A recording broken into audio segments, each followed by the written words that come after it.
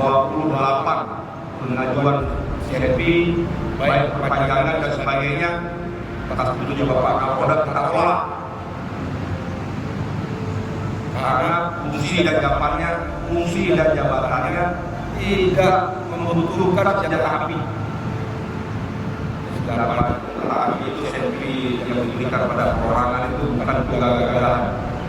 Nanti secara teknis Pak Irwasda sama Propam akan melakukan tindak lanjut apa yang diperintahkan dari Mabes Polri.